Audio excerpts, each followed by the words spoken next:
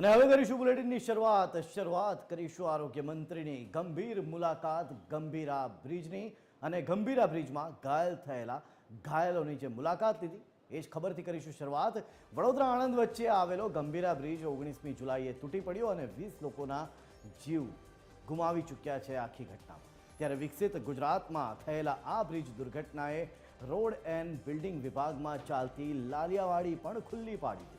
આ મામલે સરકારે પણ કડક કાર્યવાહી કરીને 4 અધિકારીઓને સસ્પેન્ડ કર્યા છે। ત્યારે ગંભીરા બ્રિજ દુર્ઘટના બાદ રેસ્ક્યુ કામગીરીનો આજે ત્રીજો દિવસ છે। આરોગ્ય મંત્રી ઋષિકેશ પટેલે ઘટના સ્થળની મુલાકાત લીધી હતી। ઋષિકેશ પટેલ દ્વારા રેસ્ક્યુ કામગીરીની સમીક્ષા પણ કરવામાં આવી હતી।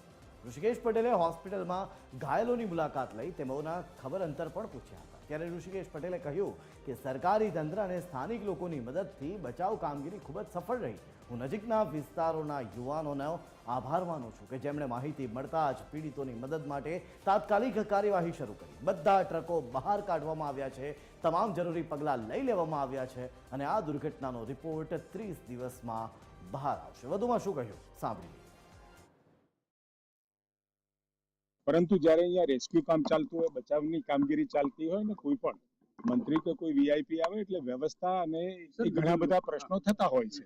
એટલે સ્વાભાવિક એક વખત અમે સતત વહીવટી તંત્રના સંપર્કમાં હતા અને આજે સમાચાર જે મળ્યા અને ગઈકાલથી અમે સતત પ્રતિ કલાક અહીંના સમાચાર લેતા હતા। કેટલા રેસ્ક્યુ થયા, કેટલા આપણને પાર્થિવ દેહ મળ્યા, એટલા માટે જ આજે લગભગ કામગીરી સંપૂર્ણતાને આરે છે। બધા સાધનો નીકળી ગયા છે।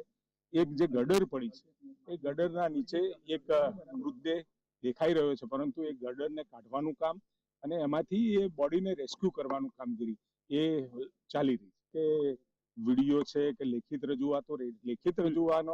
રજૂઆતોના આધારે જે એને મેન્ટેનન્સ કરવું હતું એ મેન્ટેનન્સ પણ થયું હતું, પરંતુ કેટલાક કારણોસર અને જે વાઇબ્રેશન ધ્રુજારીનો જે રિપોર્ટ હતો એ પણ 2025માં એ નોંધ્યો હતો, પરંતુ આજે તમે સસ્પેન્શન જોઈ રહ્યા છો એટલે ક્યાંક જે અધિકારીઓની ચૂક થઈ છે એ અધિકારીઓની ચૂકના કારણે પ્રાથમિક તબક્કે જે આપણને અહેવાલ મળ્યો છે એ અહેવાલના આધારે તાત્કાલિક સસ્પેન્ડ કર્યા છે અને લગભગ 30 દિવસની અંદર આખી તપાસ પૂરી થઈ।